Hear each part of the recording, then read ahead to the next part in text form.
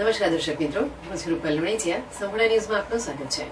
ડીસાના જૂના ડીસા પાસે ખેતર ફરતે તારમાં લગાવેલ વીજ કરંટથી કિશોરનું મોત થવા મામલે ખેતર માલિક અને ભાગ્યા સામે માનવવધની ફરિયાદ નોંધાઈ હતી.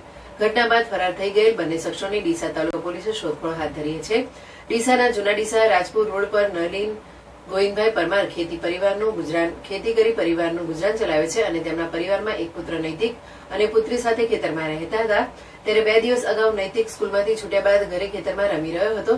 ત્યારે બાજુમાં આવેલ ખેતર માલિક હીરાભાઈ પિતાંબરભાઈ માળીના ખેતરમાં ભાગ્યા તરીકે કામ કરતા રમેશભાઈ નેરુરામ માળીએ ખેતરમાં જંગલી પશુઓ નીલગાય કે ભૂંડ પ્રવેશ ન કરે તે માટે ઝટકા મશીન લગાવવાના વાયરમાં વીજ લાઇનમાં બોર્ડમાંથી સીધો વાયર લગાવી દીધો હતો.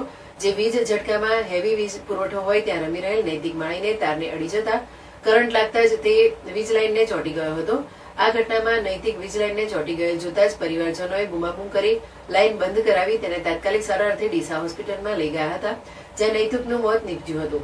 આ બનાવની જાણ થતાં પોલીસે લાશને પીએમ રૂમમાં ખસેડ્યા બાદ ઘટના સ્થળે જઈ તપાસ કરી હતી, જ્યાં ગંભીર બેદરકારી દાખવનાર ખેતર માલિક હીરાભાઈ પિતાંબરભાઈ માળી તેમજ ભાગ્યા રમેશભાઈ નેરુરામ માળી સામે માનવવધનો ગુનો નોંધાયો હતો.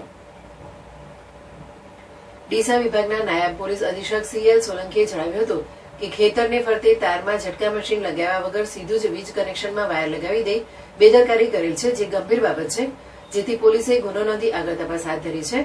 ખેડૂતોને અપીલ છે કે પોતાના પાક રક્ષણ માટે હેવી વીજ લાઇનનો ઉપયોગ ન કરે અને આવા લોકો સામે વીજ કંપનીએ પણ તપાસ કરી કડક બનવું જોઈએ.